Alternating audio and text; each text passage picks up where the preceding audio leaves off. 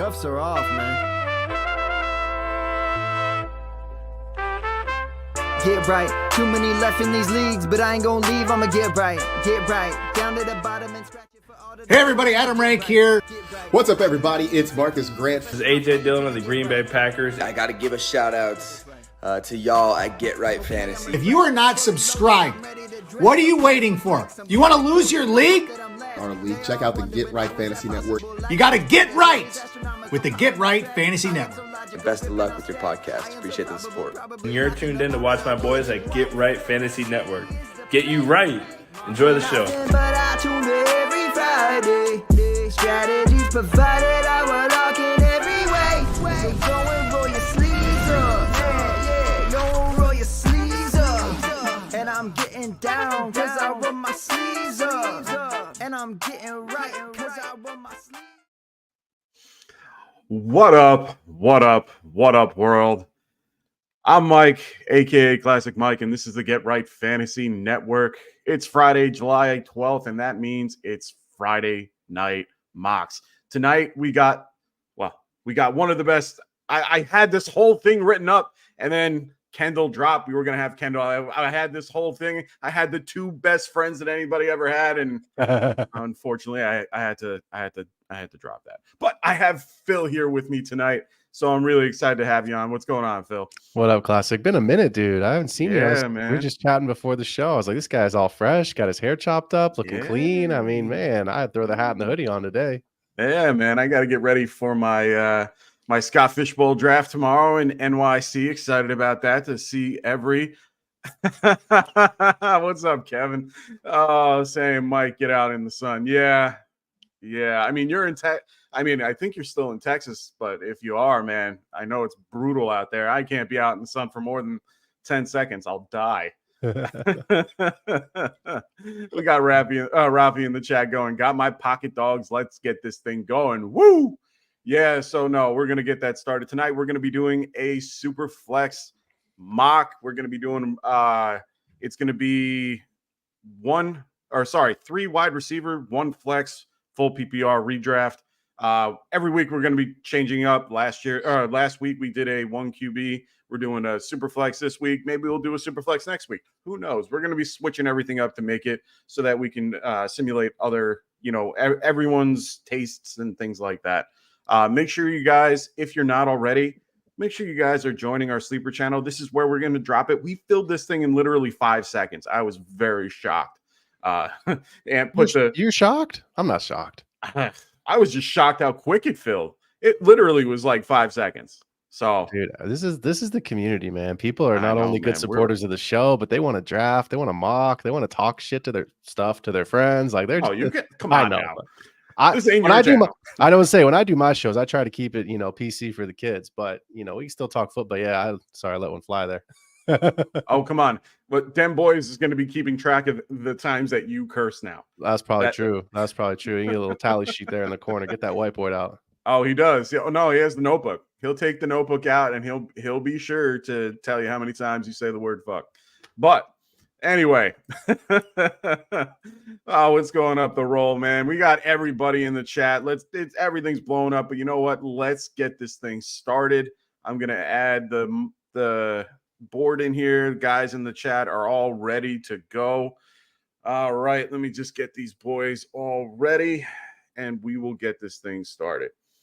Man, there's been like no news. You already know what it is, man. You already know what it is. Ooh, no news? No, there's a little bit of news. A little bit of what's been going on? I haven't seen it.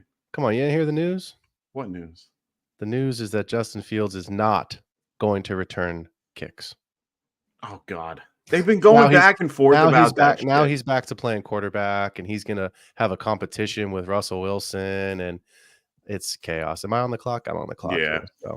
And don't stress about those at home if you see the clock at like 30 seconds and no one's picked or whatever. Sleeper hasn't changed the time clock on the web version. So I'm on the clock at the 102 here, and I know this is a mock draft, but this is 6 point. Mike and I were just Classic and I were just talking about it. We're gonna do in 6 point. I'm looking at total touchdowns. If this was 4 point, I would be taking Jalen Hurts here for the rushing upside, but because it's 6 point total touchdown, going to go with Mahomes because I'm looking at the absolute number of touchdowns I think that he can get on the season. Obviously, we love the offense. There's no bad pick at the 102, but just something to keep in mind. Please check your scoring settings. If you're in a draft, please check your scoring settings. You will be shocked how many people in the league don't. And then in the third round, they're like, oh, wait, is this 6 point? I didn't know. So yeah, you can give yourself a little advantage there by just knowing the scoring settings. Yeah, for sure. I mean, I was listening to Jeff Mans, and he does his he did it, he does all his 100 points before the start of the season. I think it was like number 7 or 9 or whatever. And he was just like, guys, know your settings. That's all you got to do. Takes 10 seconds. Yep. And I mean, I'm going in tomorrow for my mock, not my mock. I'm going in for my league draft for Scott Fishbowl. Those settings are crazy. I got to know what's going on. I need to know everything about who I'm picking and where. And, I need to know the guys and how it's scored and all that. So you need to be very mindful of those things. It is very important. So make sure you guys are doing that if you're not already. So far, nothing crazy. I don't see anything outside the normal. It's pretty chalky. Yeah, pretty chalky right now. I don't know. The question I have for you, Mike, is, and this is right where we're at from ADP. For those that can't see the board, you can see obviously the names. I'm sorry, I'll read you some of the names. Christian McCaffrey, CeeDee Lamb, all the receivers basically, right? CMC. So like at what point would you in a super flex start to take the position players versus having to get that quarterback? Where is your tier break? Probably right around here. Okay. I mean, this is where it feels kind of fun, where Kyle Murray just went off the board. That's kind of where that's kind of where my tier is. Okay. It could be my tier is probably at Joe Burrow, but That's Kyle Murray is that next guy that I'm like, if he's gone, time to punt.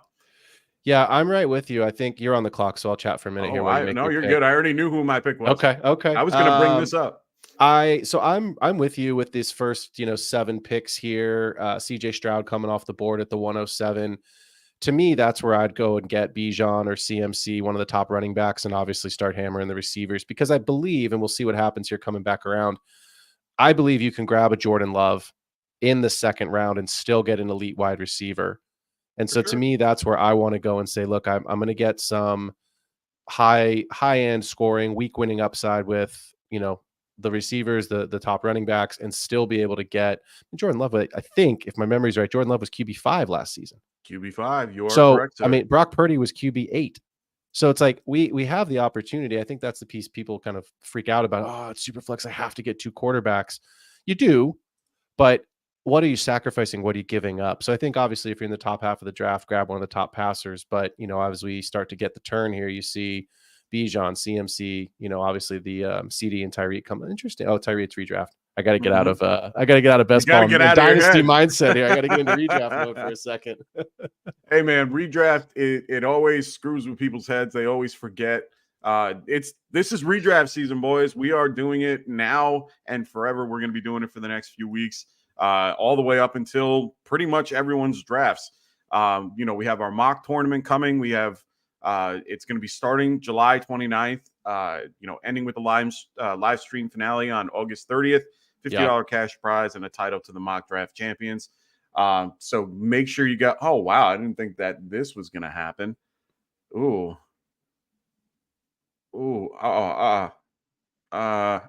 got 30 seconds. You got time. No, that's not what I'm thinking about. Oh my God. This is I'm doing it.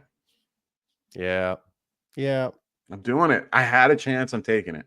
Hey, have you watched any of Receiver yet? I was going to bring it up. The whole reason, I mean, I was having a chat with Rasta when I, normally I set up the thumbnails and I do everything when it comes to that.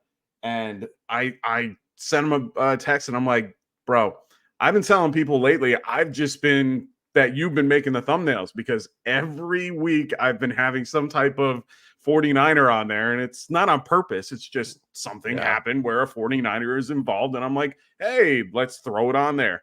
Yeah. And of course, I get to watch that. I've been watching Receiver and getting to watch some of the stuff that happened last year, Amon-Ra St. Brown playing with a torn oblique the whole season, pretty much.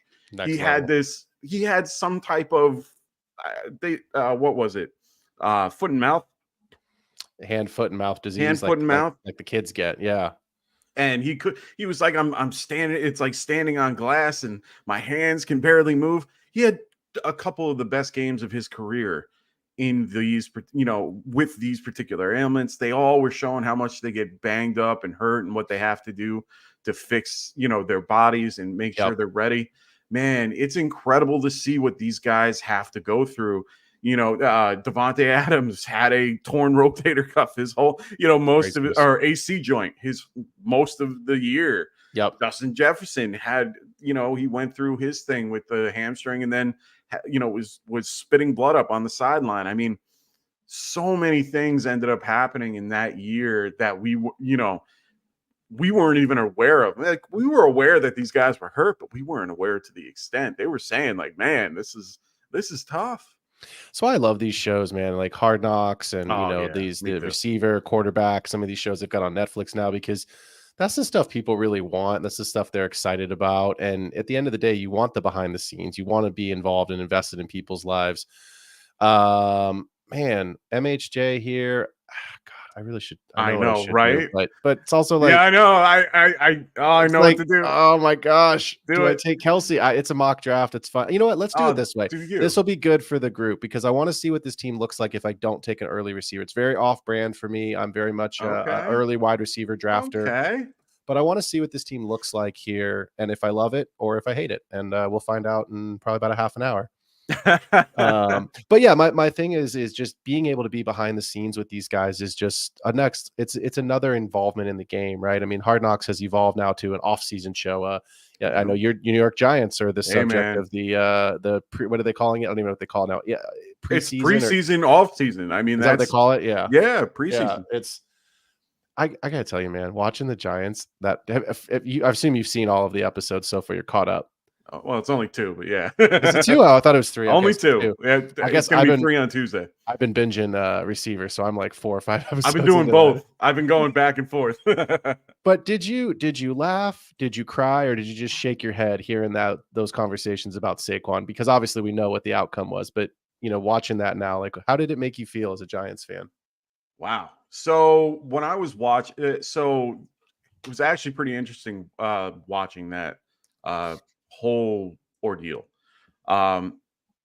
Honestly, I was a little shocked to hear how everything went.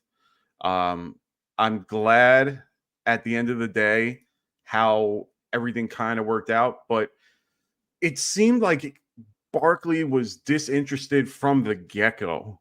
Yeah. Like he called the agent. He was like, dude, like, we want him back. Let him know we want him back.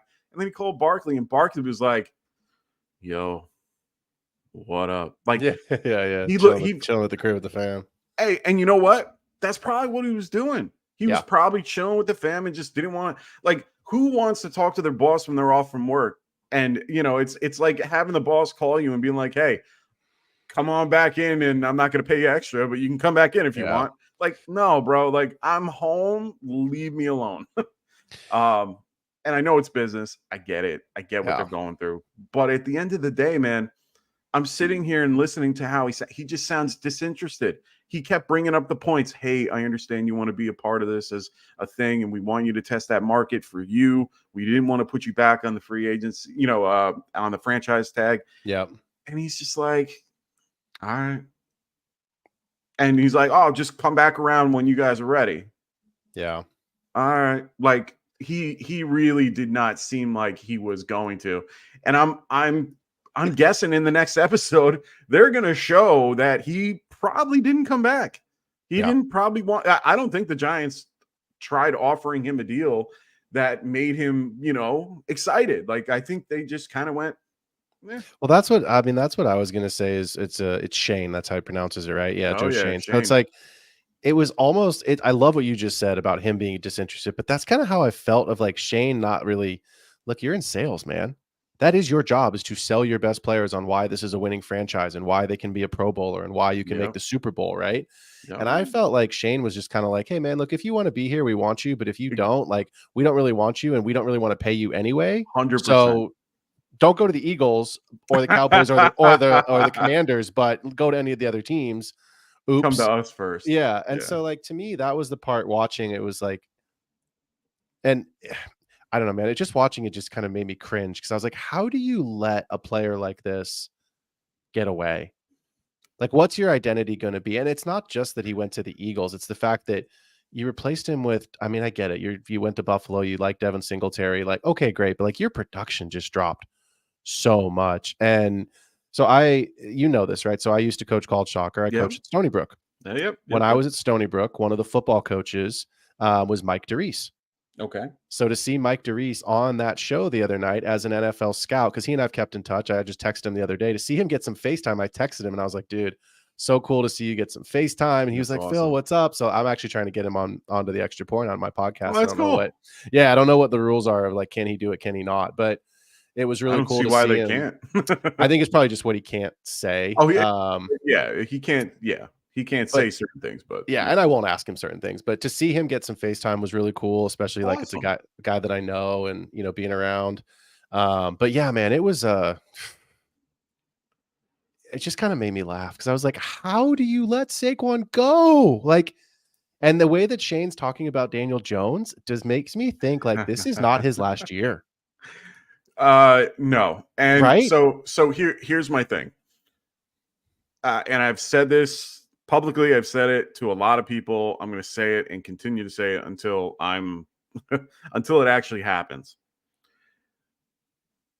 In that particular clip, he actually said that, we need to do more to protect Daniel Jones. That Daniel Jones, we invested this much money into him. We have to protect him. We have to take care of him. Yeah. And I sat there and I'm like, it took you 5 years to figure out that you need to protect the guy.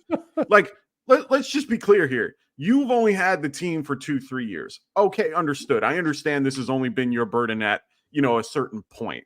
Yeah. But at the end of the day, you didn't realize that he needed protection. The line was crap before you got to the team. Yeah. So I'm sitting here like, okay, you're going to protect him. All right. Last year, did you have an opportunity to get somebody? Sure. You had opportunities everywhere. Did you have an opportunity this year? Brandon Ayuk, T. Higgins. Yep. All these big name receivers that you were looking to grab a wide receiver one. Did you do anything? No. I was listening to Justin Pugh's podcast. He just came out with a podcast like during the off season. He was doing this whole thing and he was like, oh, this is what the Giants could do. And he sat there and he's like, trade for Brandon Ayuk, a second round guy, a second round pick for Brandon Ayuk. It would be worth it. Blah, blah, blah, blah, blah. All these different things. And I'm sitting here like, he's right. Yep. Why not? Yep. And I'm sitting here like, I don't understand what made you do what you did. Okay, fine. There weren't any real offensive linemen in this particular draft. You grabbed 2 or 3 guys in free agency that were value picks that are really, I do like the few guys that they ended up picking up with John Runyon and I can't pronounce the guy's name from the Raiders. So I was happy with those picks. But at the end of the day, I'm sitting here like, it took you that long to figure it out? Okay, so you wanted to go pick up a star receiver. Okay. But what's the one thing that I noticed in that whole process was that in the interview between Romeo Odunze and then Malik Neighbors, I sat there and I went, I'm like, Odunze was freaking the best person there. Yeah. He killed the interview. He was smart. He has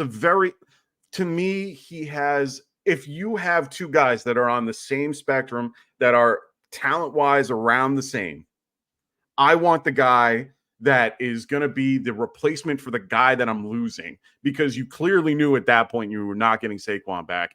I have a feeling they knew already. It was already in their head. Odunze would have been the guy to replace Saquon in the way that Saquon is to that whole franchise. Yeah. And you go with the other guy. Yeah. And look what Neighbors is. I mean, Sorry. Look, the talent. No. Go for it, man. The talent is there. I think everyone understands that. But he's the first couple of weeks post draft. He wasn't excited. He seems so those jerseys are heinous. Let's just call the spade the spade. Those red kickback throwback 100 years. Those are miserable. No, the only thing that I don't like on those jerseys is the pants. Everything else is awful. But everything else is okay. I'm okay with everything else.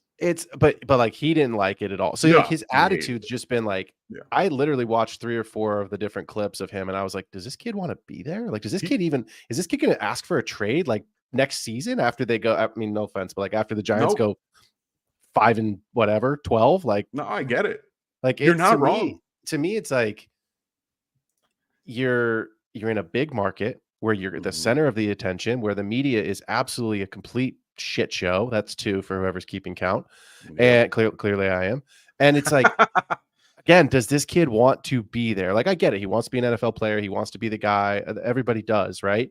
But he doesn't. He wasn't like, oh yeah, Daniel Jones is my best buddy. We're eating, it's not the Breakfast Club like Stafford and Cup. You know what I mean? Like, he's not into it. Yeah, I mean, they didn't know each other like that. Yeah, still, but like, but Caleb Williams. But did you see what happened during the combine with Caleb Williams? He went in with Odunze. Everybody was like, "Oh my God, they're best friends. They're gonna get drafted together. It could be possible." And then it happens, and you're like, "Holy shit!" Now these two now have they have a connection. He seems so disinterested in the interview. He did not seem like himself. Even Shane said it. Shane's like, "This is not the guy that I saw on tape." He just seems so reserved. And I'm like, yeah, that's because he's lying. That's because one, he doesn't want to be there. 2, he seems disinterested in your particular organization. Odunze was like, dude, I'm here. Let me do it. Like, and he's a leader. He has that swagger about him. And he's a solid player. Why not grab that for your team? And he even seemed like a guy to boost people up. And Neighbors doesn't look like that. He just looks like a guy that's going to just go out there and play. And it's like, okay, great. For him. Yeah, be out there for him. You know who he reminds me of? And it hurts. You know who I'm going to say. I know it. Yeah, say it. Just say it. No, just say it. It's OBJ of Odell. It's OBJ light. I mean, that's exactly who it is. It's OBJ light. And I don't even know if it's that light. It might be OBJ 2.0. No, right? Like it's 2.0. It's the diva sensible. I mean, we don't know what he is yet in the league. We know what he is in college. He's a hell of a player. We all project that he's going to be a great pro, right? And he's going to be a great wide receiver. But we don't know yet. We all thought Quentin Johnston would become. Oh, Rafi, that was going to take Higgins there. That's fine. That's how it goes. That's how it goes. Yeah, well, that's what makes me think, and like made it. This is what first drew my eye to think OBJ, but it's his attitude. It's where he was drafted, where he came from, so on and so forth. It's just, they've come up with some great receivers from LSU. I'm not going to lie. I mean, I thought Terrace Marshall would be a thing, and unfortunately that fell apart. Yeah. But, LSU turns them out, man. They do. They do. And it's one of those things where I'm a little bit like, I'm torn on the whole issue. I know Neighbors is a guy that can actually play. Could he help improve Daniel Jones in the long run? Maybe. I think our line improved a little bit, but I don't know if it's enough to help him this year. But I do think to circle back on what we were talking about with Daniel Jones being there long term, he's there for another 2 years. It's just, I have to swallow that pill. Oh, fuck you, Phil. 2. And I just have to take it. And the reason why is because they're looking to go and grab Arch. It's you think waiting so? for You think that's what they're waiting for? Come on. Eli's nephew. It makes sense. It makes sense. The question I have, because he's a redshirt sophomore. Yeah, but it's going to take, he needs at least 2 years. So this is my question then. If Daniel Jones is kind of that lame duck for 2 seasons, what's the rest of your team look like?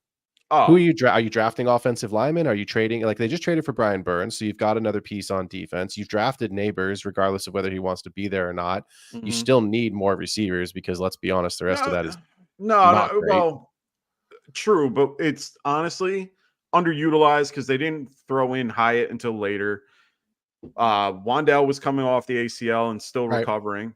So they had a few pieces that were out. Well, Darren Waller wasn't himself, and he was just garbage. And we ended up going to draft, Theo Johnson. We had Daniel Bellinger, who I like Theo Johnson, by the way.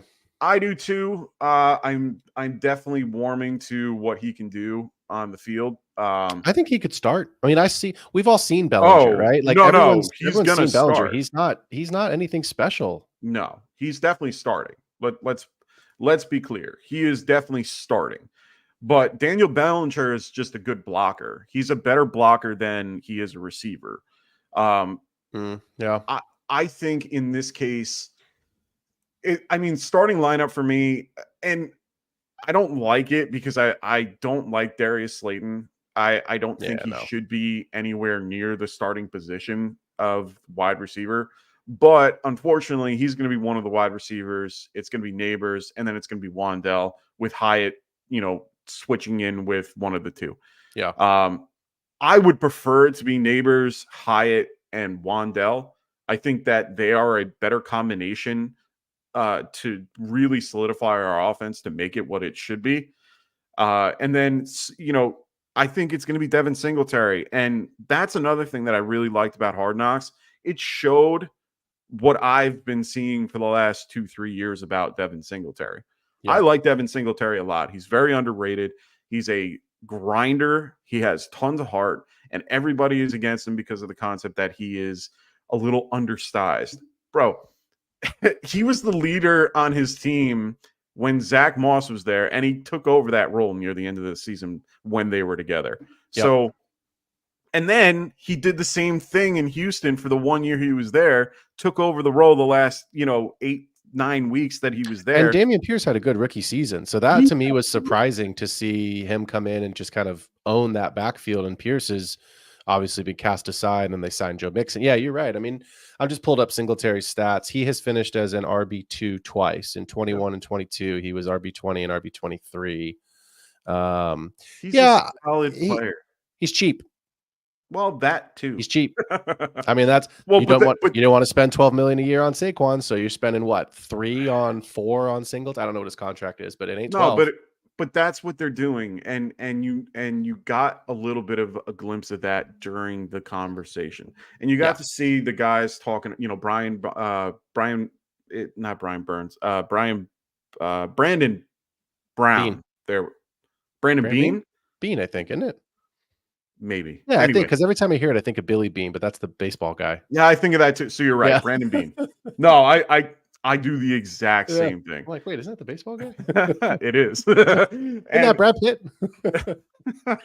I always see Brad Pitt when I think Brandon Bean Brian Bean. Anyway, so they were speaking, and the one thing that they or it was the head scout there. He goes,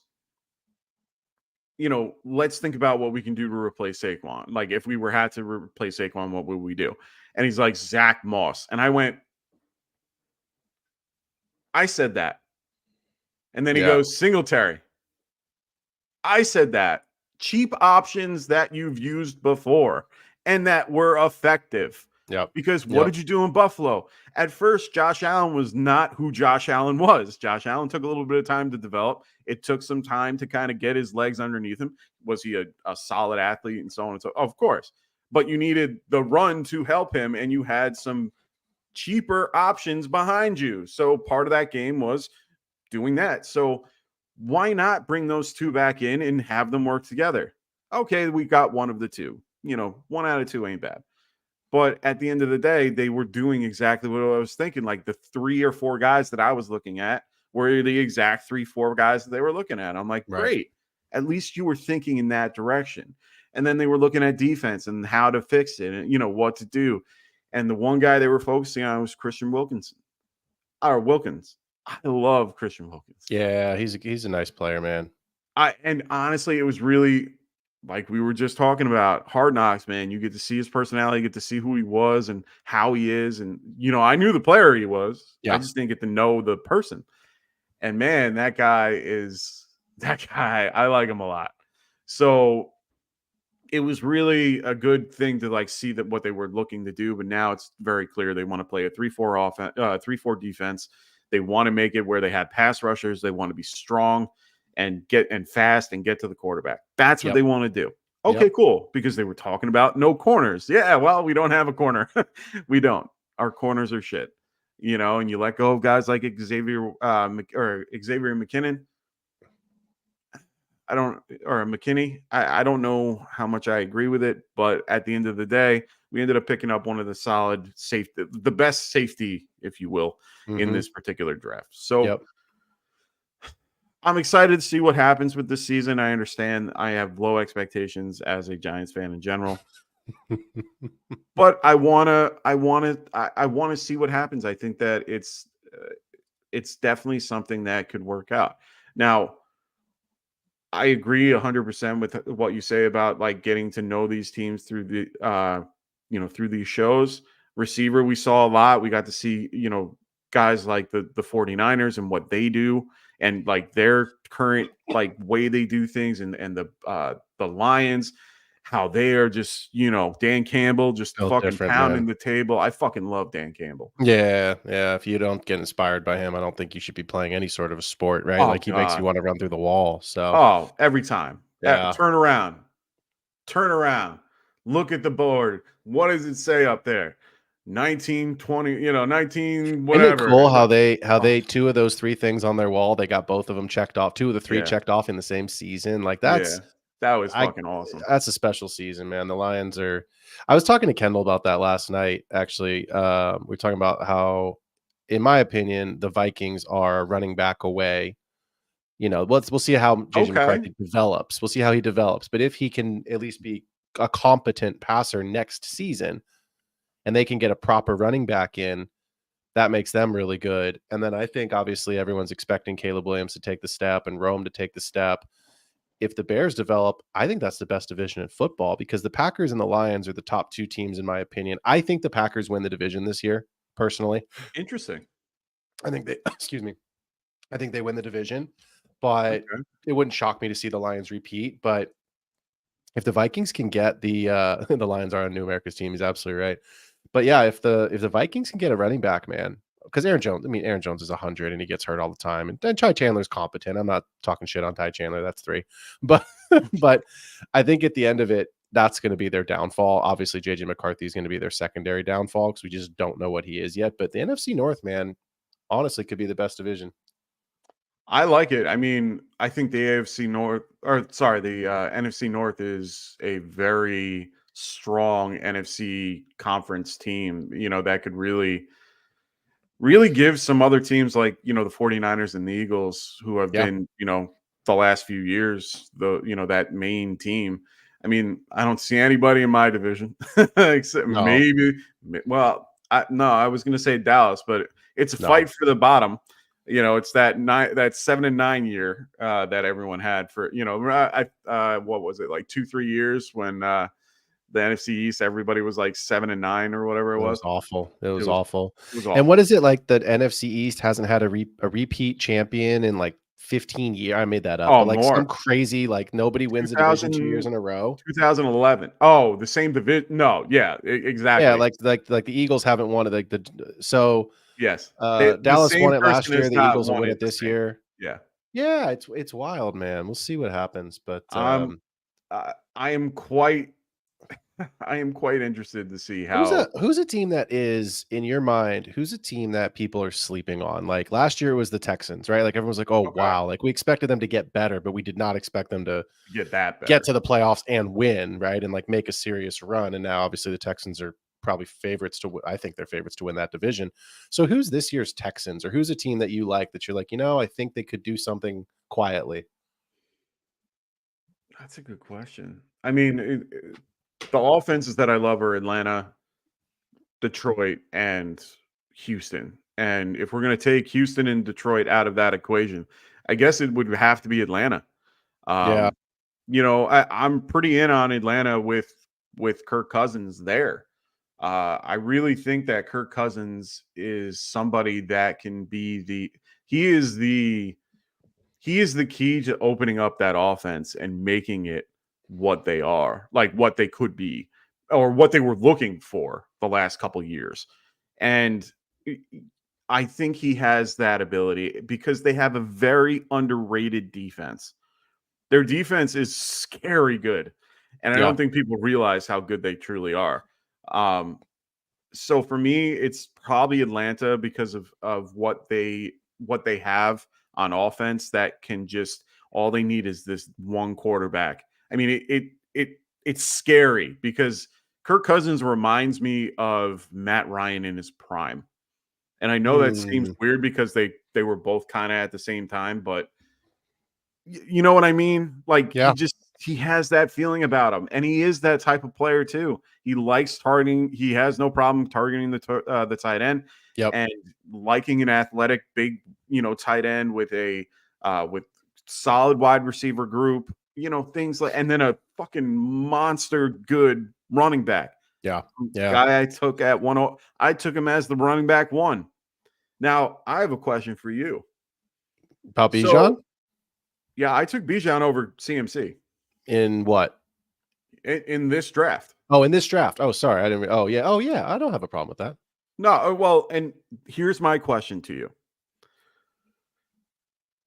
And I'll build it up for it. So every year, the running back position, you have never seen the same guy more than once. I think it's only happened like once, and it was like years ago. And normally the 101, or normally there's what? Out of 12, how many make 2.7. 2.7 running backs repeat as RB1s. Excuse me, 3.7 RBs will repeat as RB1s the next season. Okay, so then it and Trenzer kind of helped me out here with Marshall Faulk. Okay, cool. And that's exactly what I was thinking. So my thought process, so my question is, well, and then the other question is how many people in the first round actually hold up in ADP? So that's my first question. I don't know the answer off the top of my head. I have to look that Roughly, one up. But it's roughly just above half. So like, is that what it is? Yeah. So with that being said, do you still think that Christian McCaffrey is the overall, no questions asked, 101 and will finish this season as that person? So 2 parts to that question. No, I don't think he's going to absolutely repeat as the RB1 again this year. There's just too many paths to failure. You know what I mean? Like there's injury, there's just too many things that could potentially, Brock Purdy could go down. You know what I mean? Like there's just so many things that could impact that. What I will say is I don't have an issue in redraft with anyone that takes Bijan over Christian McCaffrey, and I don't have any issues with someone who does it the opposite way. To me, it's a question of how you want to build. Of course. And if you're building with CMC, it's guaranteed. Let me rephrase. Everything I say presumes health. So it's guaranteed that his touches are going to be there. He is a wide receiver running back.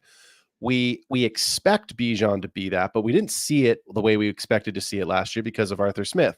Good riddance. Goodbye. I have Bijan everywhere. I think I was like person number 3, hashtagging free Bijan all over my social media. So my point is that I think at the end of the day, yeah, Rasta, right? Exactly. So like CMC is going to be there, right? I feel safer if I'm investing at the, well, if it's single quarterback, we're talking about the 101. If it's super flex, where did he go tonight? I mean, well, he went at the 110. Yeah. So maybe like we were talking earlier about where's your tier break. So maybe like starting at the 107, right? Okay. So to me, I believe Bijan can get there. I believe in the talent. I believe in the offense. Kirk Cousins, regardless of the age and the Achilles, is still a massive upgrade over Desmond Ridder and friends. But I also think if it's a question about who I'm taking at the 101, and I have to take a running back, first of all, if I'm at the 101, I'm taking a receiver anyway. But if I have to take a running back, I take CMC. I would personally take him. Okay, and that's from somebody who, by the way, has, and I don't play a ton of redraft. I've got like 2 redraft leagues and 1 keeper league because you guys know I'm a big dynasty guy. That's someone who is completely invested in Bijan and like 60% of my dynasty leagues, and I think I might have one share of Christian McCaffrey, maybe. You just can't get him. I just can't get him. You can't trade for him. It's so insanely expensive to trade for him. So Rasta goes, and even as a rookie, he was RB11. He's never not been a top 12 running back. Classic. You would think that that's your type of player, high floor, with a legit situation and talent to be the RB1 overall. Now, I'm not against it. I'm just throwing it out there because there are, and as Phil brought up, there are a ton of variables involved with him actually being I wouldn't see being catastrophically, but he could be somebody that does not fulfill his ADP. Now, of course, if he's going 101, that in one QB, that's who he is, and there's not much you can really do. You hope and pray that he gets there. Yeah. For me, I forgot the formula off the top of my head. I remember someone came up with a formula for finding that the running back won every season. And one of the criteria was being younger than 27 or 26, I think it was. Bijan fits the description of you have to have X amount of A, B, and C, and he will get that this year. He's going to have he's going to have over 300 touches. It's should. He should. And no Arthur Smith. Yeah, please. New offensive coordinator. New head coach that likes to play defense. Yep. I think that's the key, actually. And I wrote, and I know you and I are talking about this, but I wrote an article actually that'll be coming out on, maybe next week, maybe in 2 weeks, but on Dynasty Pros, and I'm on the clock here. But I just wrote an article about 5 handcuffs to have and who you should be owning. And I actually wrote, I was talking about Arthur Smith because I wrote about Tyler Algier. Now, Tyler Algier doesn't really need a ton of explanation. And the reason I wrote about Tyler Algier, obviously, Bijan would vacate a massive majority of that workload where he too missed time. Mm-hmm. But you saw Tyler Algier run for 1,000 yards behind a pretty good offensive line his rookie season. So you've seen that kind of production.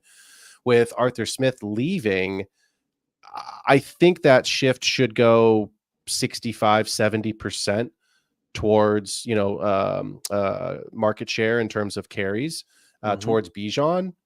But it's hard for me to see any flaws in his game. It's hard for me to poke holes and say, like, I don't really know if he's the guy. And at the end of the day, we just need to see more than half a season, because there was that middle of the season there, where it was like, dude, what is Arthur like? Did Bijan like take his wife on a date? Like, what the fuck happened? Like, what is going on? Did he shit in his coffee? Like, I don't understand. Probably. Like, are they fighting? Like, this is ridiculous. So I don't really want to pick any of these players. These guys all suck. No, I'm just kidding. So I was gonna say, you always pick Adon Mitchell. I love AD Mitchell. Man, me and AD Mitchell are about to have a match made in heaven. If party. This kid, we might. I'm not. I'm telling you what, this kid to me, he just got passed over.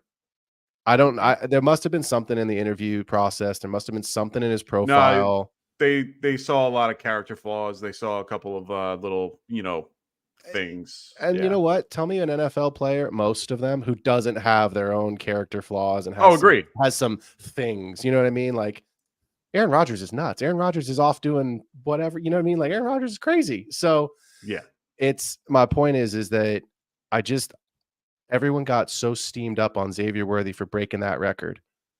And I get it. Don't even get me started about that. But AD Mitchell is bigger. He's 20 pounds heavier. He's taller, and he ran like 0.01 second, 0.02 seconds slower. So to me, if you're just going to sit here, I hate Mitchell more than any other. Well, it's okay, Vike. I'll take him from you. No problem, man. You can come and play for me. So to me, look, we talked about it a little bit last night on my show. Yep. Michael Pittman's good. We like Michael Pittman, but he doesn't get you excited. I think Victorious, who was talking about he hates Mitchell, I think his comment last night was Michael Pittman's just kind of like Christian Kirk, steady Eddie. He's a good player. He's going to get you. He's not going to get you double-digit touchdowns. And so I think for me, when I look at the Colts, everybody is excited about Richardson. Richardson can throw bombs. It's not just the rushing upside. The guy has a cannon. We didn't see a ton of it last year. So I think for me, if AD Mitchell, he's right. There's got some character. Yeah, take some plays off, couldn't get production. I watched his game film at Texas. The dude's standing there and missing a block. George Pickens straight up did not block last year. He said, "Oh, I didn't want to get hurt because the team was losing or whatever." People roasted him on Twitter. Oh my right? God! Did you Or wait? X, whatever. Did you see that too? Did you Whatever it's see? called. Did you see on the receivers what they did with Amon-Ra St. Brown? I've only watched the first 4 episodes, so maybe not. I maybe haven't gotten it's that in the far next one. into the show. It's in yet. the next Yeah. one. So what they do is they were it was the game they were facing the Baltimore Ravens, and the Ravens fucking stomped them. Yeah. And it was like the last 3-4 plays of the game, and the one guy out there that's blocking every fucking play is Amon-Ra St. Brown. And it didn't matter who. He just went out there and he actually told the coach to run it the last 3 plays just so I could block. That's what he said. And he just went out there and just started fucking hitting guys. Awesome. That's like George, man. George is like, first of all, George Kittle is a national treasure. That man needs to be protected at all costs. He needs to live in bubble wrap when he's not playing football. Like, not because I'm a Niners fan. He's hysterical. He's just give him his own comedy show because he is fucking awesome, dude. Everyone loves George. I love George Kittle. I love George Kittle prior to this. I love George Kittle prior to the receivers show. This guy is exactly he is just positive energy at all times. He could be in the shittiest of moods. Yep. But he is fucking just positive energy, just positive everything. His wife is awesome. Like, I mean, my wife's awesome too, but they are just good people. And is she listening to you right now behind the door or something? No. She's like peeking in, like, you better fucking say I'm awesome. Don't be talking about someone else's wife on this show. I know she listens to me. No, but all I'm trying to say is that, I mean, they do well together. They are really good together. And the thing is that he just has this energy about him that he's just very positive. And I just love it. Every time I see the guy, he gets hit. Oh, I got hit in the dick. Yeah. Oh, fuck you. He's like, fuck you, Harrison. It's like, he's funny, man. He's just a funny dude, does everything. He's just always I just love the guy. You're right. Rapid comedy at its finest, man, for sure. Well, that too. He's just a funny, all-out dude, man. And he always is trying to build people up. He's not trying to, beat anybody down. Oh, you are frozen in a smile, and it's hilarious. I am? Yes. Oh, here, I'm moving all around. You can't see me? No, it's hilarious. You are frozen in a big old smile. I wish Can you hear my voice? Oh, I can hear your voice and everything. All right, well, screenshot it. I want to see it later. So I gotta find a way to screenshot it because it is fantastic. Hold on, I'm doing it right now. At least I'm smiling and not like picking boogers or like farting or something on the show, man. Dude, it's fantastic. Anyway, it's just fun because I can't see. Oh, now it's like resetting to try to like help you out. Anyway, so we're almost done with this. We have been going on for quite some time. We've done 14 rounds. It's been fantastic. I'm enjoying my team very much. I'm actually pretty excited drafting from this spot. There you go. You're back to normal now. Okay, yeah. And I've never really drafted. I haven't really had a lot of drafts from the 9 hole. Usually I've been drafting a lot in like the 1-2 where you are currently. So I'm actually quite happy with the build that I had today, considering what I did. I kind of went a little off cuff with a lot of the wide receivers that I usually go with. But I'm very happy with it. Yeah.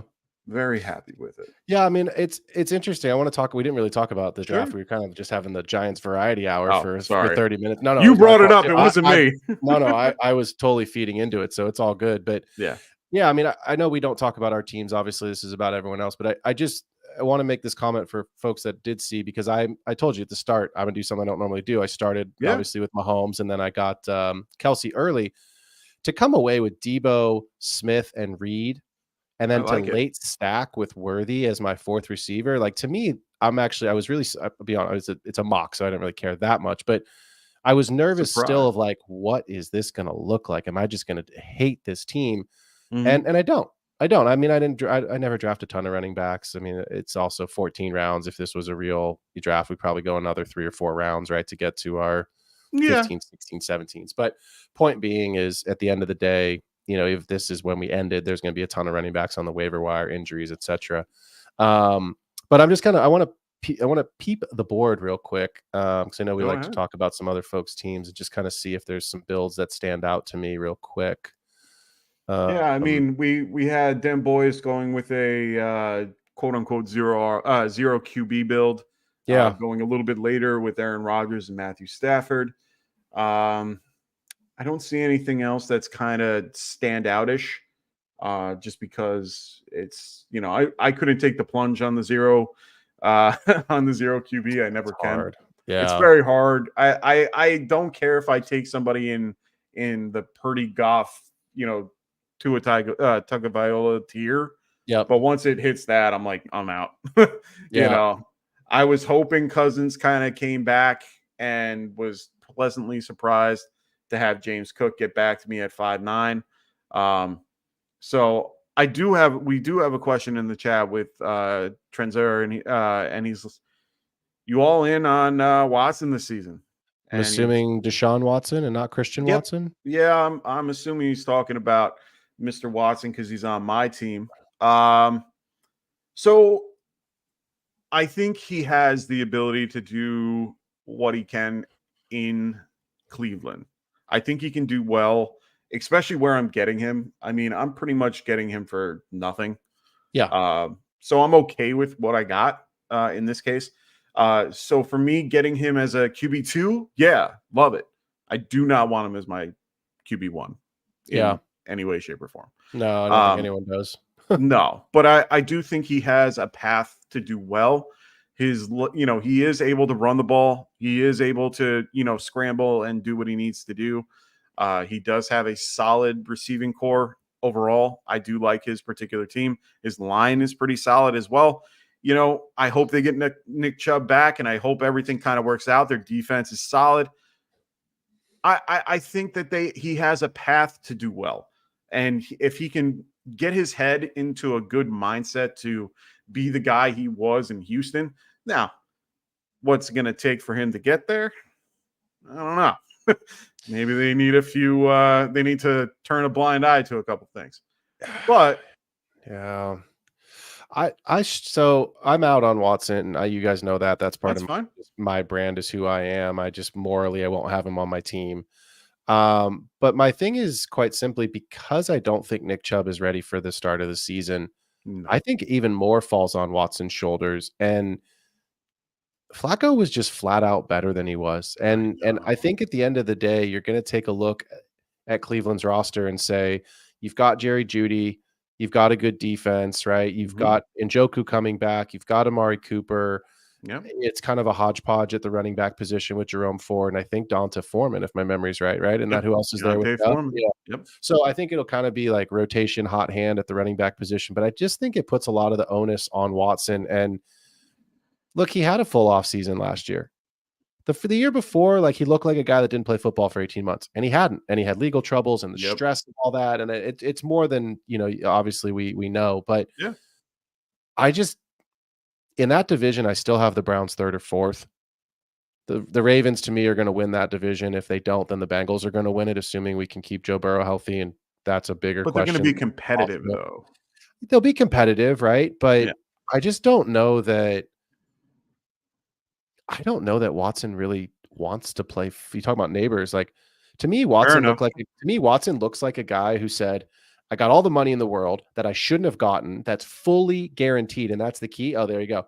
Yeah. And then it's like, I'm done. I'm good. What else do I need to do? And I think if you talk about the contract, it's probably, in my opinion, it's the worst contract in the history of the NFL, second only to the Russell Wilson contract. And here's why. No, it's fair. The Broncos got out of that. They didn't get out of that contract, but they got out of Wilson. So they're going to eat, what is it? 97 whatever it is, some crazy number. It's gonna be more than what the Falcons did with Matt Ryan. And that's what I mean. So it's like you can't get out of Deshaun Watson's contract. So they like it, love it, hate it. for the next 2 to 3 years, they're stuck with him. So for the Browns fans and for the people that have investment in Watson, he better fucking be good. Yeah.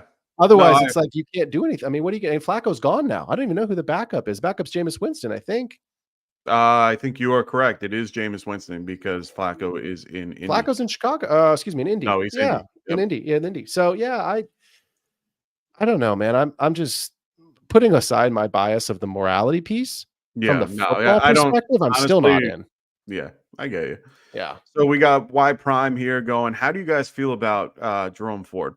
Overall, I don't mind Jerome Ford. I think he's an awesome steal in drafts. I think he's somebody that you should be targeting. Wilson did in the 10th. That's about where I would, 9th, 10th. I have no problem reaching on him because of Chubb. And honestly, Chubb coming back, could he be ready week 1? He could. He only got hurt week 2. He got his surgery, I think.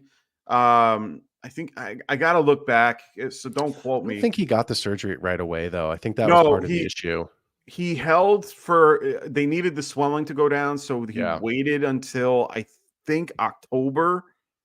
And then after October, he had to get a second one, and it would have to be 3 months after, which would be January.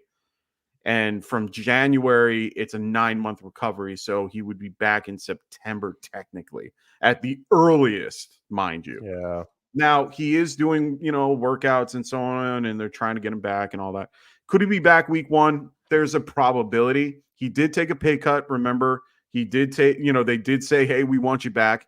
They didn't grab anybody but Deontay Foreman. They didn't draft anybody to replace him. Yeah. So overall, Ford is a solid play for me, or a solid pick for me, because of the concept of what he could do in the first 4 weeks at the very least.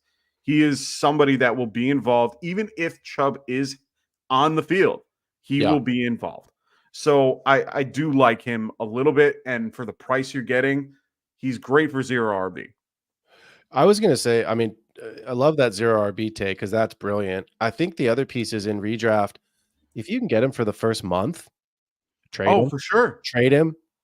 Cut him for whoever the hot receiver is that's coming up off the waiver wire. You know what I mean? Like I would obviously try to trade him and capitalize, especially if it's, someone who's believing that it can continuously go into weeks 5 through, 12 before the playoffs. Obviously, I don't expect it to be that long. I think Nick Chubb will come back, but to me, I think he's the 1 and Foreman's the 2 until Chubb is healthy. Yep. And look, Jerome Ford was good last year. He was good. I don't think there's Solid. anything to take away. So like, he's not a top RB. You're not drafting him to be a top RB. Who got him in the 10th here? Wilson getting him in the 10th round. Like, that's great. It's basically free. And he was, like you said, solid. I mean, he pretty much, he didn't put up great numbers. He was around 10 from what I'm looking at here. If you're in full PPR, I like him a lot better than I do in standard. But overall, he didn't score anything less than 10 in full PPR. He's not as much used in the passing game as I thought, but he did have a 6-catch game, 7-catch game here and there, but nothing outstanding to me. So honestly, I do like him, like I said, for the 0 RB, but like you said, they're gonna ease back Nick Chubb and they're gonna have him be a part of it. Like, he's there for a reason. They paid him. They gave him a huge contract prior to the injury. They understood that the injury happened early and it was nothing he could do. It's part of the game. I've had this thought, actually, especially the last week or two, as we start to get into, I mean, obviously it's summer of best ball, but as we start to get into some of these, mock drafts for redraft, I've actually thought Jerome Ford could still be relevant as kind of the first and second down back. And then Nick Chubb could end up being, I know Nick Chubb doesn't catch passes. Nick Chubb could be the short yardage goal line back. Try to ease him back in, keep him healthy. He's going to pound the rock inside the 5, inside the red zone, but especially inside the 5. Watson runs, but it's not prolific like it once was, and it's not, it hurts, right? So to me, I think it's interesting to see how that usage is. If we're talking truth, it's a backfield that's pretty ambiguous. I don't know that I want a lot of parts of it. I don't want to be overexposed to that backfield. So I think Wilson's, since we're talking about Jerome Ford, you look 1 pick above in the 9th round. To me, Zach Moss, not sexy, but on paper, he's the guy. Sure, Yeah. Chase Brown is there, and like we don't know what that's going to be, but on paper, he's the guy. So to me, I think you look at Jerome Ford as, can I get something out of him the first 4 to 5 weeks? Can I hopefully capitalize on a trade to sell high? And if not, I think he's still going to be involved, you know? And look, injuries happen. If Deonta Foreman goes down and all of a sudden it's just Nick Chubb and Jerome Ford, then his value, you know, at least stays the same. So yeah, he's an interesting player. Yeah, I do like that. That backfield is very hard to distinguish at this point. I do think all three are going to be involved in one way or another. Deontay Foreman is just not going to go away. He is somebody that is relevant. He was a starter in Chicago for Yeah. quite a few games. So Yeah. I think they are going to use them in one way or another. I think they're going to try to do Ford and Foreman in the first 4 or 5 weeks of the season to try to ease back in Chubb, like you said, maybe a goal line guy. But who would I rather have as a goal line guy, Foreman or Chubb? It's going to be Foreman. Foreman's twice his size, and well, not twice his size, but he is a bigger back. I prefer him, over that. So Yeah. we'll wait and see, but it's definitely going to be interesting. Well, let's go to. I was going to get that. I was going to go to Rafi first because let's change teams and go. So he goes, I really like Ladd, but I feel Palmer is so overlooked, and you're not wrong. What the fuck is going, or what else is Herbert going to throw to? So you're not wrong. So who in that particular on the Chargers, which receiver are you higher on out of the three? So for redraft, I'm gonna say Ladd still. I agree Palmer is completely overlooked. Here's why I like McConkey. At the end of last season, you saw Keenan Allen sit down in the zone coverage a ton. Oh yeah. And I think that's the role that Ladd's going to inherit, is kind of that slot role where he can sit in zone coverage, where he's going to be able to, he's not an X receiver. He's not going to go win on the outside, take contested catches to the house. Like, that's not his role. And that's okay. He's not a field stretcher, but I think with the way that the Chargers are structuring their offenses, obviously they want to run the ball, but can they? Right? Jim Covington was on the show a couple months ago or whenever he was, and I think that was his comment, was like, they're not good enough to run the ball yet, and they're not going to be winning a lot of games. So they're going to have to throw. Right? So you can sit here and say, Herbert's never going to throw the ball again. Bullshit. No, he's going to throw the ball. And I actually think he's going to be throwing the ball a lot more than people expect, because they're going to be losing games. You have to beat the Chiefs twice. You're not beating the Chiefs twice. So my point is that I think Ladd's going to sit in the zone. I think he's going to get a lot of short coverage, a lot of easy targets to soak up. Do I think he's a double-digit earner? Probably not at the start of the season, but it wouldn't shock me. Take him 8 weeks. That's what I'm saying. It wouldn't shock me over the back half of the season to see him get between 7 to 9, maybe even 10 targets a game if they're losing games and they need to catch up. And look, that shit adds up. Yeah. You know what I mean? If he can get 3 for 35 in the fourth quarter, that changes your entire outlook for a week with McConkey. I have them ranked McConkey, Palmer, QJ. That's just how I see it, and I won't rank it differently until I see QJ do something other than drop wide open catches and run over the Gatorade cooler. I need to see something. So that's how I see it. How do you see it? For me, it's a little bit different. I know this is a change of the guard, so things kind of change up a little bit. I know that, Jim Harbaugh didn't bring in a guy like Joshua Palmer, or didn't draft a guy like Quinton Johnston.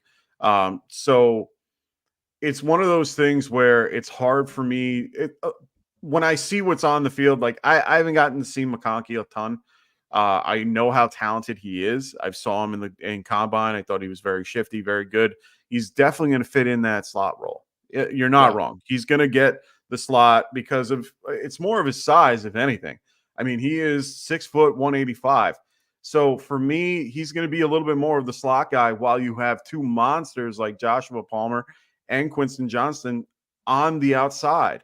So to me, in this particular offense, if you looked at what Greg Roman has done in the past, Greg Roman's offense didn't really feature the X a lot. It did feature a little bit more of the slot and the tight end. So in this case, that would be Hayden Hurst, which I don't believe is going to be anything special. But no, I think that helps Ladd, actually.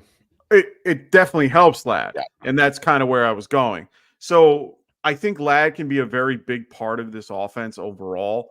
I'm not quite ready to rank him higher. I would definitely put Palmer a little bit higher. I think he's just a more polished receiver. He's able to stretch the field. He's able to play possession. He's able to do a lot of the things that Quinton Johnson isn't really that. Quinton Johnson is more the field stretcher. If anything, he's the Y, and he's going to be the one going deep. For me, I think Palmer's the guy that plays the X, and he's going to be a little bit more involved. My question is on the defensive side is who are you circling when you're playing the Chargers, right?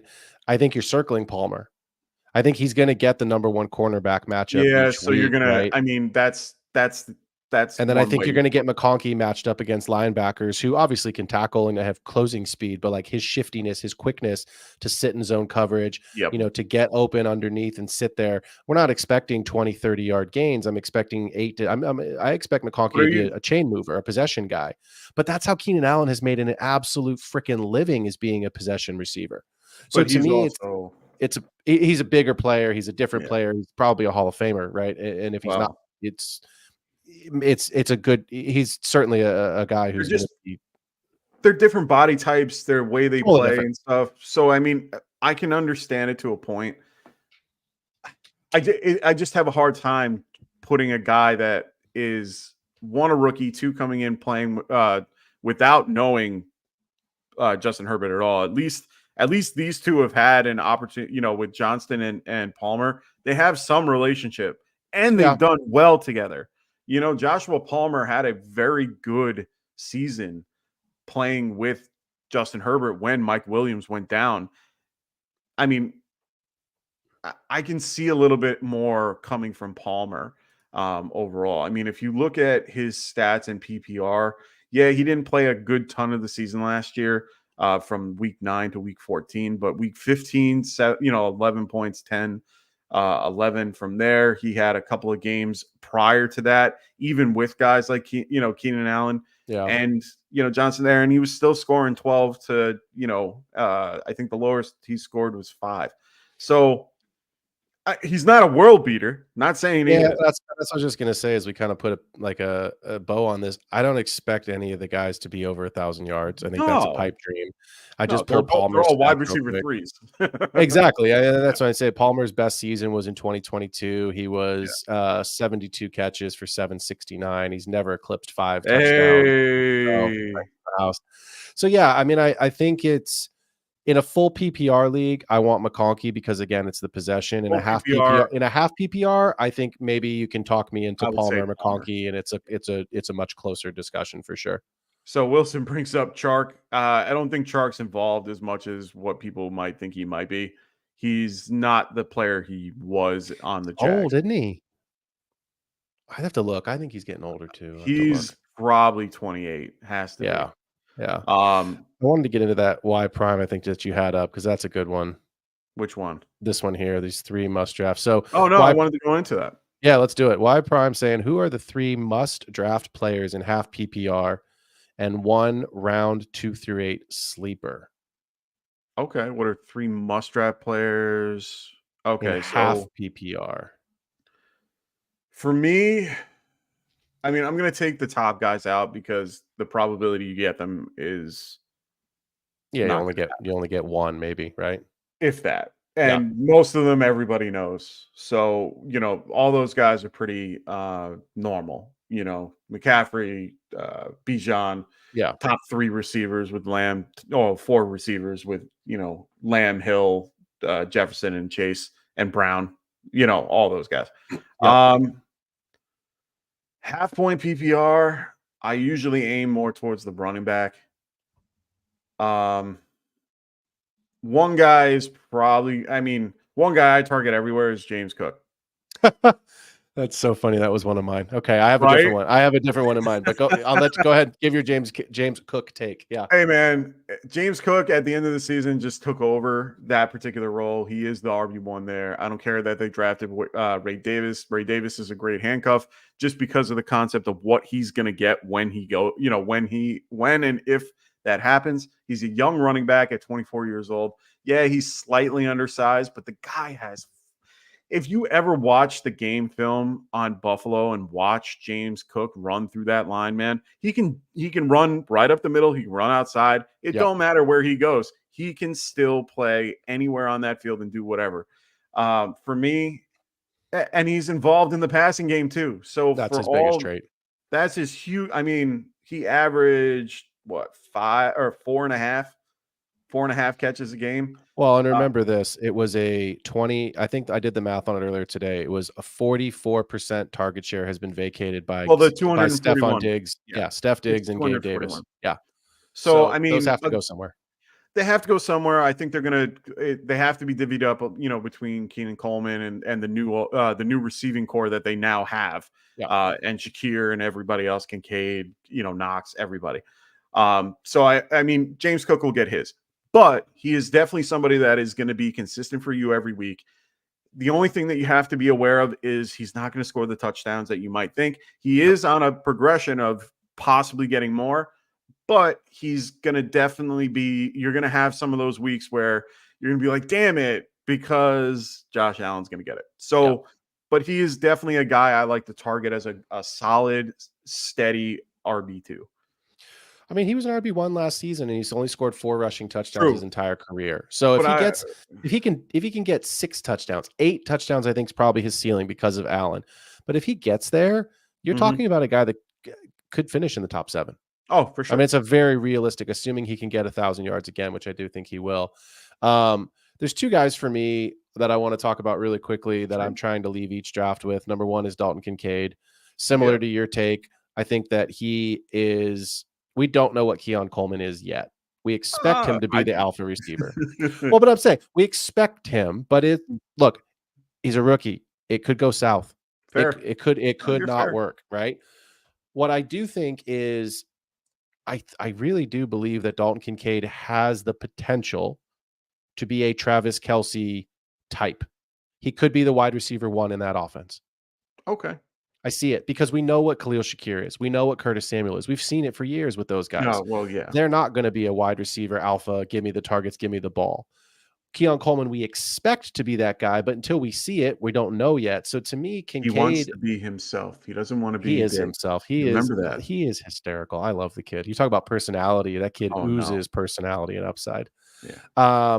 The other player that I really actually think we need to be talking about that we haven't talked a ton about because of last season is Jalen Waddle. Okay. Everyone is forgetting about Jalen Waddle. He's a guy that had a tough season last year. Tyreek's still in the building. But if you look at what Waddle's stats were over the last couple of seasons, this is a guy that finished his rookie season just outside the top 12. He was wide receiver 8 his second year, and then he plays 14 games last year, finishes as wide receiver 34. And everyone's saying, oh, what a terrible season. He still put up 1,000 yards. Yep. In a horrible season, in a shortened season where he doesn't play all the games. Well, I think if he comes back healthy. He missed 3 games, and the 2 of those 3 were at the end of the year. Sure, but my point is that he did still. I mean, I'm agreeing with your take. Yeah. I'm just trying to make you understand. Like, he only missed the last 2 games of the year when it really didn't matter. And it wasn't sexy. And I think that's the problem is people expect Miami players, especially when the guy that gets, it's his week to go and pop off. And they do, right? Achane can get you 30 points. Tyreek can get you 30 points. I mean, these guys can win you weeks. I think to me, Waddle is a player who we know he's good, but he's just falling for whatever reason. You see him going at the literally in this draft here at the back of the 4th. That would never have happened last year. So I'm in on Kincaid, I'm in on Waddle, and then the last player that I'm trying to leave all the drafts with, and I can't believe this happened, at the 608, Mark Andrews. Interesting. Mark Andrews is the wide receiver 1 in Baltimore. He is, I know he's a tight end, but he is their wide receiver 1. Of course. Yeah. He was, I think last year, I have to look. He was out for like 4 games. Yeah, but he was averaging, the guy was averaging before 70, he went down. Yeah. He was on pace again. I think Mark Andrews has the real potential to be the overall tight end 1 this season. That's how I'm projecting him. I actually project him and Kincaid to be tight end 1 too. Yeah. That's how I have it in my rankings. I think he projected for average of I think he was 8 targets and 6 receptions. And Baltimore brought in, Tez Walker as a rookie. Okay, I like Tez Walker. I do a ton of study. Obviously, I'm a big dynasty guy. So like in dynasty, yeah, great, throw him on your bench. But he's not someone that's taking targets away. So you basically have the same receiving core. OBJ's out of town. Bateman is always injured. We'll see if he can actually make a comeback or not. I like Bateman a lot. I like Bateman too. The problem is the best ability is availability. He's not availability. always available. So to me, it's still Flowers. It's still Andrews. And look, Derrick Henry's a monster, but Derrick Henry don't catch passes. Keaton Mitchell's coming off of an injury. So if you're asking me who's gonna, come in that's really gonna change the complexion of that receiving core, the answer is nobody. It's Mark Andrews. So I think Mark Andrews is a guy that if you can target him, obviously, I think he'll probably go higher when we get to real season. But the 6th round for Knight for Shaw Dog, that's a heck of a pick right there. Yeah, for sure. One of the other guys, I know it's another running back, and normally that's the guy I look for because I like having a good stable of running backs. For me, it's Rachaad White, and I know that a lot of people don't agree with it, and it's a lot to do with little aspects about White, but honestly, man, this guy last year did pretty well overall. He was very solid throughout the season. And he came up real strong during the middle. He took over the particular role over in Tampa. And if you really look, they didn't really do much to do anything this year to kind of they didn't draft a running back behind him. They didn't do anything crazy. They have Sean Tucker. Huh? They drafted Bucky Irving. Oh, yeah. He doesn't really matter to me. He doesn't really scare me, honestly. For a guy like White, I think they already do have a good amount of weapons there with what's his face, with Mike Evans, Chris Godwin. Actually, I should switch it from White to Godwin, to be fair. Godwin's one guy that I really like a lot. And he's moving back to the slot. And well, that was why. Because he's moving to the slot. Yep. And they're going to use him a ton, and he's going to be heavily involved. So another guy I like is, you did ask about the in this case, where was it? 1, 2nd to 8th round sleeper. I wouldn't say he's a sleeper, but he's a guy that keeps falling everywhere. I missed out on him. Where did I miss out on him? Right about, and I went for Dell instead of Godwin, hoping maybe he'd get back. But honestly, man, solid last year. He had a rough middle of the season. He had, a couple of 3-point games and so on, but I missed the sleeper part of it. So I'll say this as kind of my, I think in rounds there are no sleepers in right. Yes, yeah. In rounds 2 through 8, you're not hiding value. We're gonna call them value guys. I'll say this value. I am really excited for the Arizona Cardinals running backs this season. I know you're big on I'm really big on Benson, him. right? I'm real big on Trey Benson, but I'm also big on James Conner, and I'm big on both of them because of Marvin Harrison Jr. Because the Cardinals, once they lost D-Hop, they didn't once Nuke was out of town, they didn't have a field stretcher. They didn't have somebody like Christian Kirk was gone, Hopkins was gone, right? So there really wasn't somebody like Michael Wilson. Teams were basically putting 9 stack the box. Kyler was out, and when Kyler's back, Kyler's a running quarterback. He's a mobile quarterback, so you don't have that field stretcher. Trey McBride's a fantastic tight end, but he's not a field stretcher. He's a tight end, right? Wilson is, though. Mike Wilson can stretch that field. He's a guy that I like a lot. And that's my point. Is now you have a Michael Wilson who can. He may not be the best player, but he can at least run and open the space up. He's big. He's huge. You have a great. We expect to be a generational talent in Marvin Harrison, and maybe he will be. We don't know yet, but we expect that he will be. But we do know is that he's going to go vertical, and when he does, that's going to open up running lanes for Trey Benson. It's going to open up running lanes for James Conner, and so I like that 1-2 punch. So again, it's not sneaky in rounds 2 through 8, but I think if you're looking at the 101 here, getting James Conner as your RB2 to pair with Johnny Taylor. I think that's a fantastic RB2 because that's probably Connor's going to miss time. He always gets injured, which is why I like Trey Benson, right? But I also think if you're looking at, a full healthy season for Kyler, I like those Arizona running backs because of Marvin Harrison and what he should bring from a vertical threat to at least keep defenses honest. And that should open up some running lanes for the guys. Agreed. One guy I like a lot in these like rounds that it gets a ton of value and kind of slept on a little bit is Terry McLaurin. I It's like him a lot. it's hard, man. I I know. tell me, I'm out, but tell me why you're in. I mean, honestly, it's really just Jaden Daniels. I mean, Yeah. I honestly think he can open up doors that, Sam Howell couldn't, even though Sam Howell had a pretty good season last season. I do think with them bringing in guys like Eckler and drafting guys like Ben Sennett and a few other, key pieces to that particular offense that they added, and Lane Kiffin, I said his name wrong. Cliff Kingsbury. There we go. Kingsbury going there. Yeah. And they're going to focus on defense. Yeah, with Dan Quinn and all that. But Cliff Kingsbury is somebody that can definitely make it work for Terry. And I think Terry is going to be that guy. Terry is a phenomenal, talented receiver. He just hasn't had that guy to unleash him yet. Yeah. This is his best chance to be what we've always expected him to be. It is. But he's been falling. And I'm interested to see what happens next year. Yeah. With Daniels taking that second year leap, hopefully. And then obviously, I think Terry's going to be 28, maybe 29 next year. He's not young anymore. He's going to be 29 next year. 29. Yeah. So he's getting up there. Yeah. But yeah, man, it's redraft. Exactly. You just need him to be good for, the first part of the season. Bowers going in the 10th here of value in redraft. I think so. I mean, I think that's pretty. At the end of the day, you have Devontae Adams, you have Jacoby Myers. I really don't think Michael Mayer is going to be more than a blocking tight end. I mean, they're going to use a lot of 12. I think so too, but who do they have as a third receiver? Brock Bowers. I mean, that is the third, right? So, and I think you're right with the 12 personnel. Bowers could line up off the edge of the line. I mean, he could line up in the slot. Like, I don't know that he's going to be connected to the line every single time. Mayer, I think, will be, especially down in 3-point stance. But yeah, I think you're going to see Bowers used as kind of a hybrid role.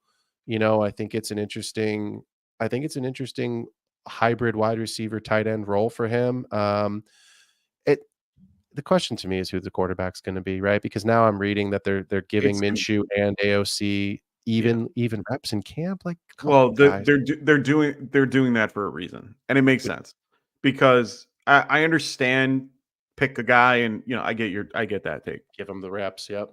Give them both the reps, because God forbid if one goes down, you need to have everybody working the way that they need to. Yeah. Aiden O'Connell to me just seems more like the guy that they're looking for and to develop. And as much as this might be, it's one of those things where I think Adams is going to have this say at the end of the day. I 100%. Think he's going to be the guy going, "Hey, this kid looks good. Let's go." Like, they did well together last year. It's not like they had a horrible season, but he's not the greatest guy, but he can still sling the ball pretty well. I think it's going to be Aiden O'Connell. I could be wrong. I tend to grab him a little bit, but I also sometimes grab Garner. I kind of diversify it. But I mean, the answer to the quarterback question is Shedeur Sanders next season. You know what I mean? Like, look, Antonio Pierce was head over heels for Jaden Daniels. I think Shedeur is a poor man's Jaden Daniels unless he takes a big leap this season, because fair. He throws the ball well and he's mobile. No, I think Daniels is the better prospect and the better player. But I think the Raiders he picked as one of his places that he wants to go or whatever. I mean, the Raiders are probably going to be picking pretty high up in the draft. Yeah, they're probably not going to be winning a ton of games. So we'll see. No, their secondary stuff. But at this point, Bowers in the 10th is a value. Yeah, I mean, I'm not high on Bowers. I've never really been high on first round tight ends. It's just not their draft capital, everything involved, history just has shown that they are not who they are supposed to be. Correct. Kincaid was that guy last year. Like, so was Laporta. Laporta was second round. He was second round draft pick. That's true. That's true. So that's the difference. See, and I know it was only by a pick, but right, yeah. I know it was by one pick, but at the 33rd pick, are you really a second rounder? Yeah, I mean, you are. He's a second round pick. Yeah. But if you look historically, first round I mean, it's just never been a thing. Even Kyle Pitts in his, the unicorn that everyone uses the term for. Yep. I'm sorry. I can't be behind the guy. I understand he's an incredibly talented tight end. I'm not taking that away from him, but he's in a shitty situation with this type of quarterback system. I mean, he has 2 QBs that are probably in the lowest tier you could possibly be for a QB. And, I list my QBs in 3 tiers. He's in the 3rd tier, and he's at the bottom of that 3rd tier. So we'll see. I'm not really there or sold on him fully yet. I do think that he might be something later in the season, but he's definitely not going to win you weeks in the first 8. He's not. But I don't know if we'll get to his comment again later. But Vike Torres has another comment later saying, is the gap between tight end 1 and 6 really that big? I don't know the answer. I don't think it's really that large. I think what you're talking about is the other side of it. It's from 6 to whatever. Correct. And that's where it's like, to me, grab the guy that's going to be the most involved at that point, because it's a mishmash. I don't think there's a ton of difference between what Dalton Schultz and Pat Freiermuth and Cole Kmet and Brock Bowers are going to give you at the end of the season. It's probably not going to be that big of a disparity in total points. No. But Dalton Schultz is the fourth passing option on his team. Yeah. Maybe 5th because Mixon catches passes, right? Like I would maybe bump. I would have Schultz above Mixon. Okay, so but at best he's the 4th passing option, right? Cole Kmet's probably the 4th passing option in his team. So right now, so it's like Bowers is the 2nd. I mean, Bowers is probably passing option 3. Yeah, but there's a world that exists where it's his week because they're scheming out Devontae and it's Jacoby Myers and Brock Bowers. So yeah, to me, it's just look at some of the upside, right? Like Jake Ferguson's a really interesting tight end because he's probably the 2nd passing option in the offense.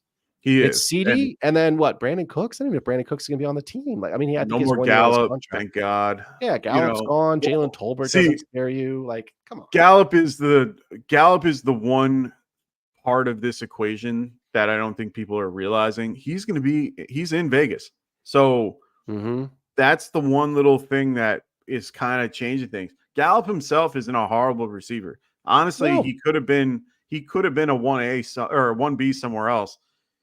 And honestly, I don't think he takes over Jacoby. He's definitely going to be more of a slot guy, even though he's more of an X or a Y guy. But honestly, he could be involved a little bit more than what people think he is. He's definitely taken over Hunter Renfrow, who did nothing. So just saying, you got to keep that in mind as well. Yeah. So let's get to a couple of these last questions. I got to wrap this thing up a little bit. I got my draft in the morning, so I got to get some sleep. Hey, some sleep. I got a 2.5-hour commute, so sleep on the train, man. Have a beer in the train beer. I'm gonna get a beer when I get there. They open at 12. So anyway, so we got a dynasty question here. So he goes Dynasty Superflex 12 team. He traded Tank Dell and a 2026 late first, most likely. Okay. For Jaden Daniels, wondering if it was a good move. What do you think? So I'm blind here because I don't know what the rest of the roster we don't know like, which actually kind of makes it a fun question. I think it's a good trade, and here's why. That 2026 late first, assuming it is a late first, yep. You just don't know what it is. It could be it could be the next Puka Nacua. Great, it could be. It could be the next. Sorry to say it could be the next Quentin Johnston, who I have already written off. You know what I mean? Or name any of the other 1,000 wide receivers who have not developed into what Harry would be. Yeah, I mean Terrace Marshall. I mean, come on, like we could be here all night. Right? Don't say him. So he's coming back. I know it. Yeah. Don't hold your breath. So, but I think it's a good trade for this reason because it's super flex. Yeah. And I think Jaden Daniels' rushing upside is going to help him be relevant this season. If he can take the step forward next year as a passer and have some quality rushing upside, I see a path where we're talking about Jaden Daniels as a QB1 in Dynasty. I haven't seen it yet, but I saw an article today on, I have to start calling it X, where there was some comparisons for Jaden Daniels to CJ Stroud. Could we see that type of a rookie season from him? Yeah. I hope so, because if we do, Jaden Daniels runs and CJ Stroud doesn't. Stroud Yeah, doesn't run the way that Daniels is going to run. not like Daniels. Yeah, You know what I mean? So they're not going correct. to design runs for Stroud. So I like the trade. I think if it was a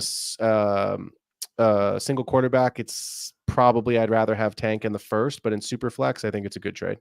Okay, no, fair enough. And I'm in that same boat as well. It definitely varies. If it right now it's super flex, definitely like it overall.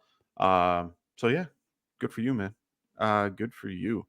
So we had a question from Y Prime again, and he goes, "What do you guys think of Deontay Johnson with the Panthers? Besides an old Adam Thielen, there's no real solid wide receiver." I mean, you must be new, and it's great. I hope you like and subscribe to the show. I absolutely love Deontay Johnson this season. Absolutely love it. He's going to be what Adam Thielen was last year in the beginning, and hopefully continues throughout the whole season. But he's going to be what I want. What I was thinking was going to be what they were looking for. He is definitely somebody that can open up things for Bryce Young to be a little bit better. I also think that who they drafted as well, Xavier Legette, he's going to be somebody that's going to help as well. They drafted a guy, Jonathan Mingo, a couple years ago or 2 years ago that can help them out as well. Honestly, man, there's a lot of good pieces here that they got. They drafted Jonathan Brooks, who's, let's just be clear, I know you like him a lot. I know he's your second, running back off the board, but he ain't going to be ready until at least Halloween. That's why I drafted Gus. But that was smart, and that's why I like it. So I mean, in this case, Jonathan Brooks is going to be a minute.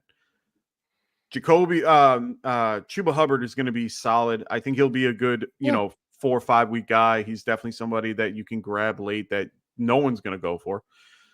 So I like him a lot as well. So they're getting the pieces they need to help Bryce Young, because they didn't do that when Frank Wright was there. They have a new system in place. They have everybody that's brand new. They're trying to help this kid roll and do what he needs to do. Bryce Young he's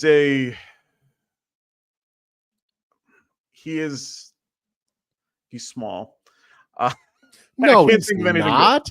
He's Come 5'10". on, he's a giant, man. What are you talking about? Yeah. Anyway, he is somebody that it's hard for me to get behind, but I think they put pieces in front of him to make him better. Some guys that another guy that I really like on this particular team is Tommy Tremble. I think he's slept on as a tight end. He's definitely a tight end too, but he's definitely somebody that could come out of nowhere and just slap people in the face. At the end of last year, he started doing real well. And I was a little disappointed that they didn't continue to use him. But they did draft a guy, what's his name? I know it's Sanders. I can't say Javian Sanders. Javian Sanders. Yeah. So I mean, they're gonna kind of rotate these guys. They did a lot to help Young. If you look, they did a lot. They grabbed an old lineman too. They have a lot of good pieces here. I think Deontay is what's going to help them the most. I think his ability to he's one of the best route runners in the game, if not the best. He can get open, and he has separation better than most wide receivers on the field. He's up there with the Devontae Adams. I really do like Deontay Johnson a lot this season, and he is very underdrafted. He went in the 9th round. You can get him late, and he can be your wide receiver too, essentially, and especially in full PPR. I like him more in full PPR than I do in half, but he can still do well in half. Yeah, I think that's the key. Is in full PPR, he's better, but I think at the end of the day, it doesn't really matter that much because he's a possession guy. Yeah, he's a chain mover, and I think that's what Bryce Young needs. And Legette is a field stretcher. Mingo's a field stretcher, but I think Deontay should.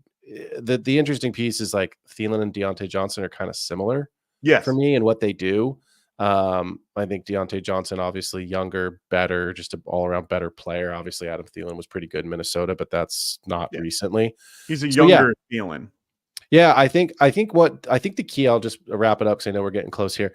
Yep. I think Deontay Johnson's key this season is going to be volume. Oh, for sure. How much volume does he get? Because I still don't expect the touchdowns to be there. But I think he can volume his way to a back end wide receiver 2, probably more like a wide receiver 3 season in my mind because of the lack of touchdowns. But I think he can volume his way to a flex spot, starter on your roster, on your weekly roster. Oh, for sure. And as you saw where Shaw Dog got him, I mean, he got him as his wide receiver 5. That's solid value for what you're getting. Yep. And he's definitely can be a wide receiver 2, like you said. Yep. Volume is key. Just want to get to Ray's question really quickly here because I know Sure. we kind of keep 4: Stroud, Hill, Eckler, Barkley, Mostert. To me, it's I'm not keeping Eckler and I'm not keeping Mostert, so I would keep CJ Stroud, Tyreek Hill, Barkley, and then obviously Ayuk. And I would keep, and I wanted to say this is why I pulled the question. I would keep Ayuk regardless of where he is. It's looking more like he'll be in San Francisco this season, but it doesn't matter. Ayuk's still a good player. Bet on the talent. Think about it this way: even if he's not, where would he go? Washington. And then he's with the guy that he'd work well with, and he'd go to the Commanders. And I said that months and months ago when I thought he would go because of the connection from Kyle Shanahan to Washington. Yep. So not that it wasn't the Jane Daniels was like the cherry on top. It was more the Shanahan can do business with the Commanders. They could call them the Commanders. So we'll see what happens. Hey, they have a petition out to try to get him back to the Redskins. I know, which is wild, man. Hey, man, I love how they do all this stuff to try to change the name, and then all of a sudden they want it back. No kidding. I get it, man. I get it. Either way, we have the draft board out. Just make sure you guys take a look. It's also most of the time I know that Rasta keeps it in the description, so check it out if you get a free a free minute. Let me just get us back up here. Ooh, I don't like that view. Whoa, I don't like that view either. There we go. Sorry, it takes me a minute, and I'm getting tired. So it's 12:30 here on the East Coast. So for me, we're gonna wrap this up. I got my live draft for Scotty Fishbowl tomorrow. Also, make sure you guys, if you haven't already, check out Underdog Fantasy for best ball. I mean, they have tournaments all over the place. Make sure you guys are checking out the Scotty Fish satellites. If you're looking to get into Scotty Fish next year, if you're top 500, you're gonna get a spot. So make sure you guys are getting into those satellites. They're trying to fill these things every day. He's also trying to get more divisions in this year if you guys can fill this particular one out now. So get in there, do some mock drafts. Well, not mock drafts, best ball draft. Best ball drafts. Get some best ball drafts in here. Make sure you guys, when you sign up, use promo code GETRIGHT. And when you do, they will help you out. What are we doing these years? What are they doing? 50% of your deposit. There you go. So they're going to be doing 50% of your deposit. You put in 10, or you put in 5, they'll give you 10. So they'll do that up to a $250 matchup. So make sure you guys are checking it out. Make sure you guys are using the Get Right promo code, and they'll help you out, man. So, that was fun, man. Well, that was awesome. So, Mike, as always, man, good to be with you. Appreciate you having me on the show, brother. I love being here. What you got? No, I wanted you to talk about your show. Yeah. So for those that have been around, I appreciate the love, appreciate the support. For those that are new, come check me out at the Extra Point. You can see the graphic up here at the top. I am live every single Thursday night at 7 p.m. West Coast time, 10 p.m. for you East Coasters. We're focusing a lot on Dynasty, but I'm also starting to get more content out now about redraft since we're getting into redraft season, and of course, best ball. So you can check me out on the Extra Point every Thursday night, 7 p.m. on YouTube. You can also, for the podcasters out there, you can follow me or listen to me on Patreon. You can also listen along on Spotify. So I am on both. And then we'll be putting out a couple of short videos, actually a lot of short videos over the next couple of weeks as we get into redraft season. And then I'm doing a series right now where I'm going to be breaking down all 32 teams, individual videos, going through the fantasy relevant players, ceilings, floors, outcomes. So if you're interested in a specific team, be sure to subscribe to the channel. And between now and the start of the NFL season, your favorite team, or at least the teams you're interested in hearing about, those videos will be coming out as well. So the Extra Point every Thursday night, 7 p.m. And make sure, if you haven't already, and he did mention this before, but he didn't mention it here, make sure you guys are checking him out on Dynasty Pros as well. He is now a writer for Dynasty Pros. So make sure you guys are checking him out over there, and make sure you guys are following his stuff over there as well. Appreciate that. Hey, man, I can't wait to read it when you get that out. I'm going to be like, subscribe. It's on It's on X. If you want to go, I won't put it out until it's published, but I'll be putting the stuff out through X as content starts to go live. And she's got to be in your draft tomorrow. Yeah, I was gonna say I'm gonna meet the editor of Dynasty Pros tomorrow with Faith Evans. Really excited to meet her. But also make sure you guys are checking out Kendall over here at the Fantasy Football Tavern. He's doing some great stuff every Wednesday night, I believe. Doing a little bit of buy, sell, and all that fun stuff. He's going to be doing some other content as well. He's trying to get us all together to do a really great show that I'm really excited about. Yeah, that was going to be fun. Yeah, just keep an eye out for that. Keep the notifications on for all of our channels. Make sure you guys are checking us out. Make sure you guys also join our sleeper chat or our sleeper community. We have a lot of great people in there. We also drop the link for these particular mocks. So if you ever want to be a part of these mocks, that's where you go. We also will throw it up in videos as well. So just keep an eye out, put your notifications on, and make sure you guys are staying tuned. Remember, we are doing our mock of champions. July 29th is the first round of them. So keep your ears to the ground and be ready for us to get those out. It's going to be great. I can't wait. So, all right, I'm tired. I'm out of here. I hope everyone has a wonderful rest of their night. I hope everybody has a wonderful weekend as well. Be safe. For all the guys here, I got my buddy Phil here. We got Kendall. We got Rasta. We have Frank and Dustin as well. So make sure you guys stay tuned, and we will see you guys at another point. See you, boys. Later. Wanted to white fantasy is the play. Marking nothing, but I tune in every Friday. Strategies provided, I will lock in every way. So go